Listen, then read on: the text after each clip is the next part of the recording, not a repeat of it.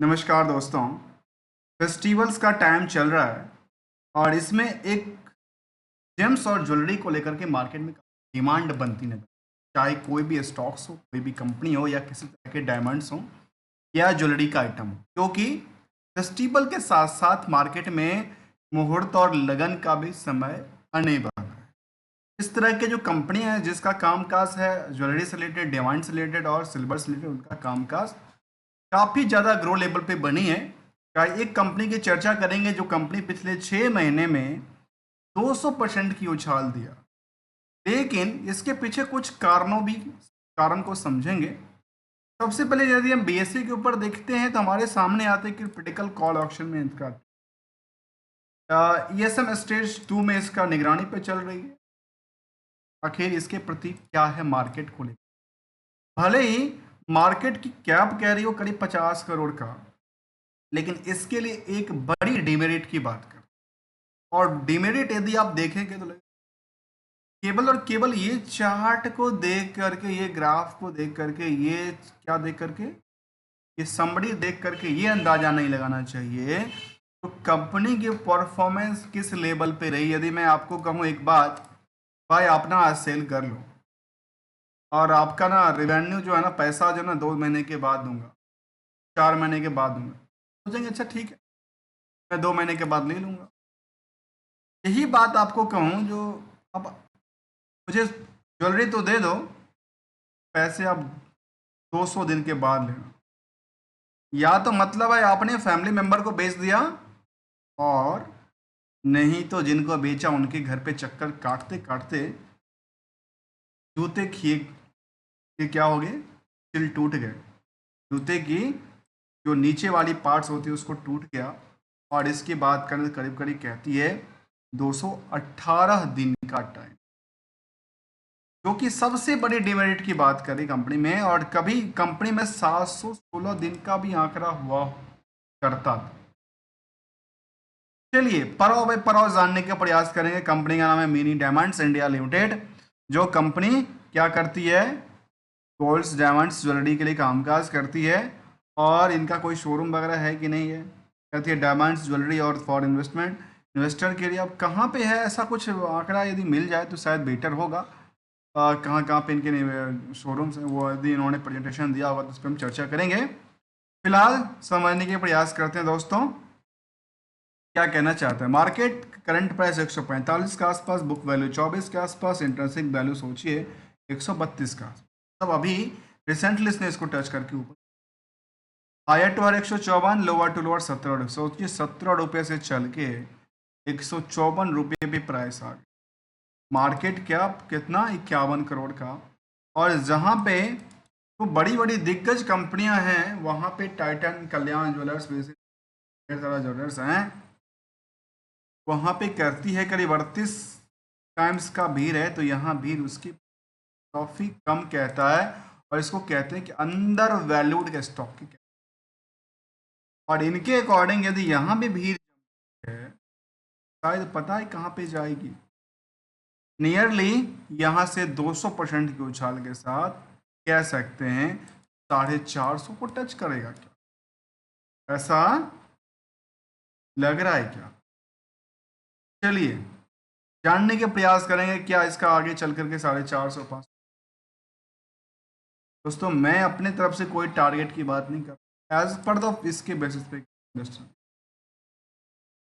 जहां अर्निंग 10 रुपए के बेसिस पे 10 रुपए का अर्निंग करता है, आरओसी 10% आरओई की बात, 28% के आसपास का डिविडेंड का कोई ट्रैक रिकॉर्ड नहीं। करंट रेशियो का आंकड़ा कहता है 1.04 का, डेट्स भी है 1 और ये समरी डेटा कंपनी 1987 में बनी थी, mini diamonds India limited, engage in the business of the manufacturing and the trading of diamond का काम आज ही कंपनी करती, आज भी यही करती है, जो कि यहाँ तो मिलती है डायमंड से जुड़े हुए कामकाज।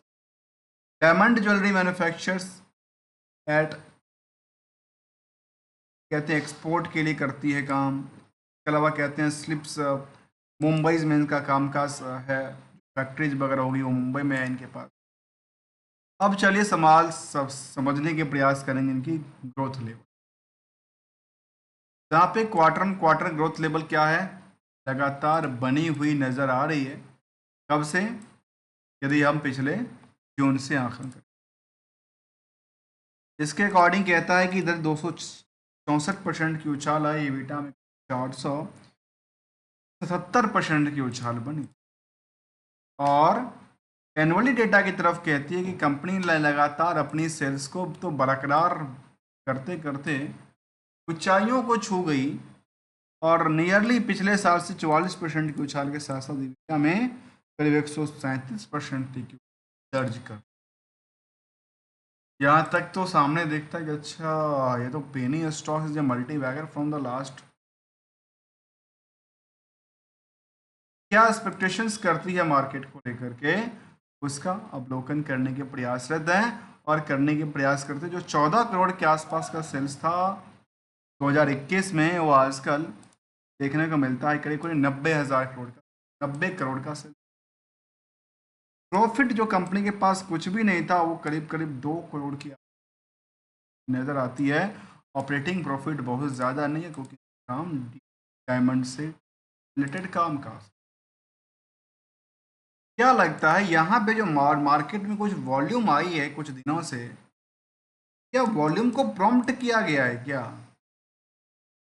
या केवल अभी मार्केट फेस्टिवल के बेसिस पे ही मार्केट चल? देखिए, जब भी गिरी है ना वैसे ही गिरी है, थोड़ी सी गिरी है, फिर चलने के लिए तैयार हो रही है। यहाँ भी लगता है कि चलने के लिए तो तैयार हो रही है।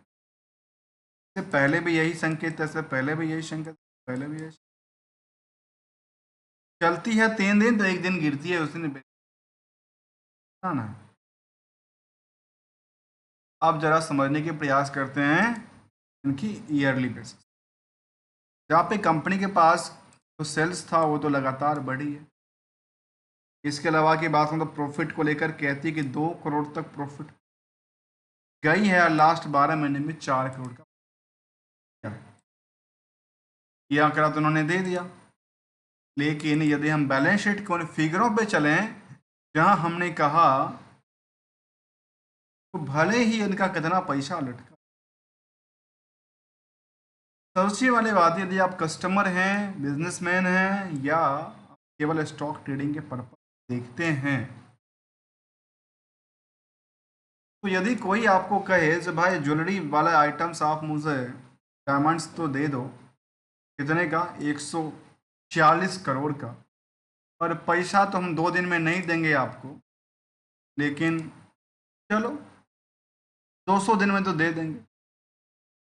अर्थात समझने में ये आती, यहाँ पे इनकी क्या है, एक स्ट्रॉन्ग वीक की बात कर, वीक में नहीं, weekly week week strong week की बात, मतलब मजबूती के साथ वीकनेस है, मजबूती भी है और वीकनेस भी, ये आंकड़ा देता है। तो बैलेंस शीट की फिगर यदि वैसे समरी डेटा पे तरफ देखें तो लगता है कि अच्छा, ये तो बाबा गजब का है, ये सब कुछ बढ़ती नजर आती है। जहाँ पे 702% तक की कैश शॉर्ट टर्म बढ़ी, और नेक्स्ट में देखा गया कि नियत जितना इनका असेट्स बढ़ता उतना ही लायबिलिटी बढ़ती है, तो फर्क पड़ता नहीं है, जिसे जहाँ न्यूट्रल पे आ क्या अटक गया, कोई बात नहीं, लेकिन प्रॉफिट तो अच्छी खासी रही है ना।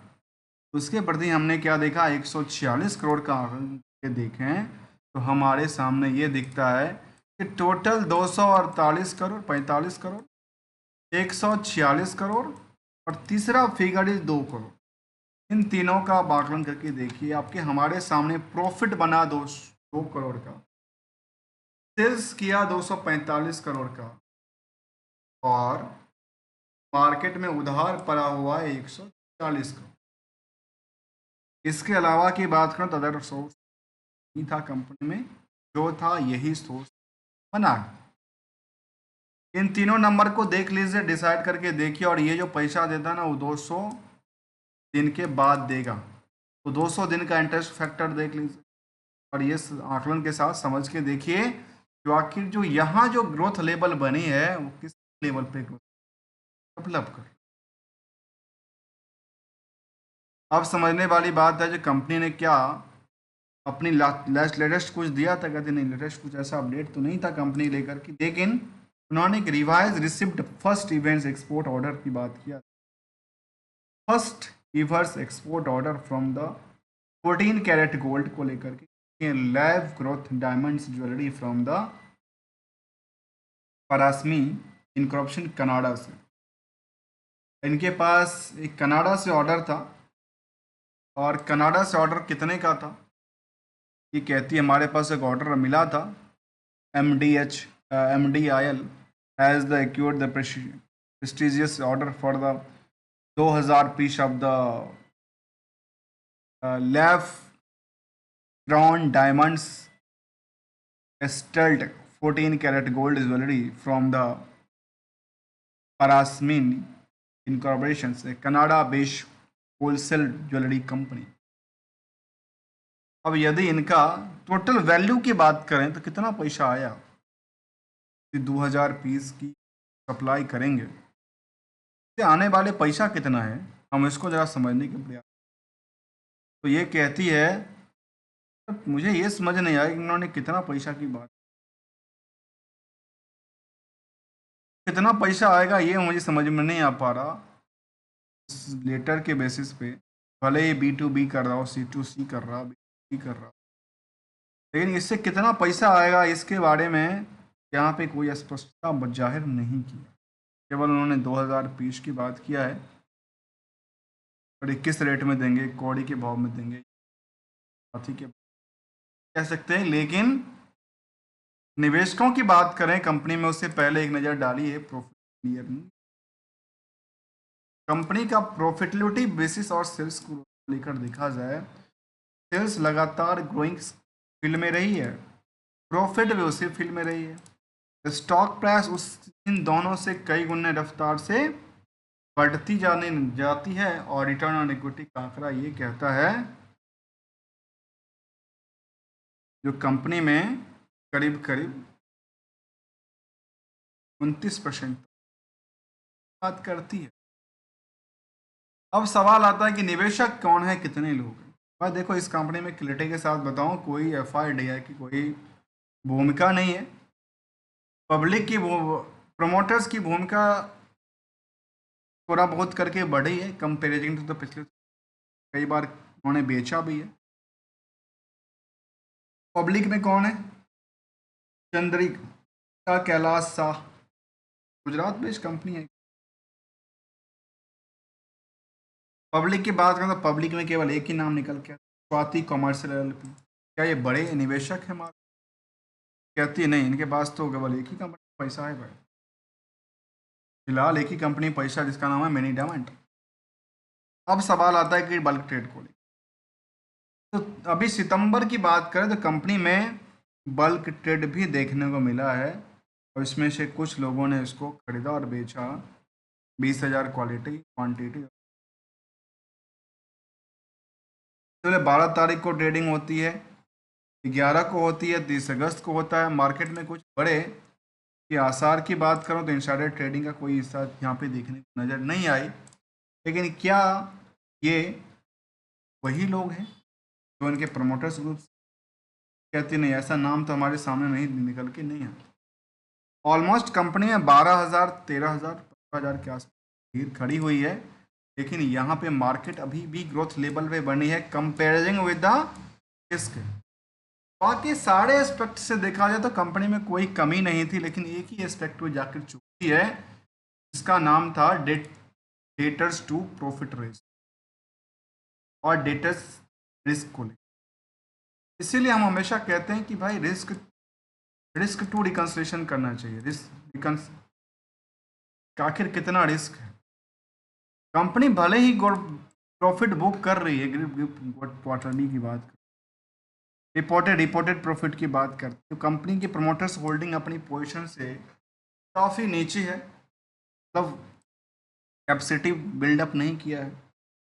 और कंपनी हाई डेटर्स रेशियो की बात कर दो, 18 दिन की बात कर, 6 महीने तक पैसे कहाँ, 8 महीने के पैसे हो जाते हैं। 8 महीने तक पैसे मतलब एक सीजन में आपने खरीदा, इस दिवाली में पैसे आपने गोल्ड लिया, और अगले जो दिवाली तक बैठा रहो, आएगा। ये कुछ कंपनी के लेकर के अपडेट था दोस्तों। हमने समझने का प्रयास किया, किसी भी स्टॉक को लेकर के हम कभी भी आपको ये नहीं कहते भाई ये स्टॉक आप खरीदो या बेचो या होल्ड, क्योंकि मैं ना कोई ट्रेडर्स हूँ ना कोई advisor, only as a learner हूँ। और as a point of learner, यदि लर्निंग में आपको कुछ वैल्यूशन है तो चैनल को सब्सक्राइब, वीडियो को लाइक कर सकते हैं। Better learning awareness support provide करने क्लिक करके सपोर्ट दे सकते हैं, जहाँ पे हम करेक्टली एंड द फंडामेंटल से टेक्निकल ट्रेंड की ढेर सारा इन्फॉर्मेशन लेके आता हूँ। ढेर सारे कंपनी को लेकर, वाले कंपनी छोटी हो बड़ी हो, पेनी हो, मल्टीबैगर हो, या फिर गवर्नमेंट कंपनी हो, या फिर बड़ी दिग्गजों की कंपनी हो, हम सबके प्रति सेम फैक्टर से जानने की प्रयास करते हैं। जहाँ अभी तक के निवेशकों की बात करें तो पिछले 5 साल में इस कंपनी ने अपने निवेशकों को करीब 3500% का उछाल दिया है, और मैक्सिमम टाइम फ्रेम की बात करें तो 24 साल बनी है। इसके अलावा बात करें तो कंपनी क्या निवेशकों को कभी डिविडेंड, कभी बोनस दिया है? कहती है कंपनी को लेकर के नहीं, ऐसा कोई डेटा ही नहीं है जहाँ पे इन्होंने कंपनी ने दिया होगा। जहाँ पे एनालिसिस पार्ट में यदि सेंसेक्स के कंपैरिजन करके देखें तो कई गुने की रफ्तार से ऊपरी सतह पे बनी है, और पिछले 5 साल में तो अच्छा खासा जंप के 3500% से जंप देखने को मिला है कंपनी। बाकी साढ़े के साढ़े वर्ष में है केवल एक्सपेक्ट। फिलहाल गोल्डन रूल क्या कहता है? गोल्डन रूल कहता है मार्केट में जब भी हैं, जहां भी हैं, जिस सिचुएशंस में हैं, उसको गोल्डन रूल्स के अकॉर्डिंग कंपेयर करके खुद की रिस्क फैक्टर को समझिए और खुद एक्सपेक्टेशन कितने की करते हैं वो को ध्यान में रखिए। और नियर अबाउट यदि होता है तो वहाँ पे आकर बुकिंग करके दोबारा अच्छा पसंद आए तो दोबारा इसको नया पोजिशन लिया जा सकता है, और आपको दोबारा ऐसा एक के बदले 2 प्रॉफिट बन सकती है, ऐसा आंकड़ा कहती है। दोस्तों मैंने कहा, आपको समझाया, और मिलते हैं कुछ नए स्टडी के साथ, नई कंपनी के साथ। सब तक के लिए enjoy it and thank you so much.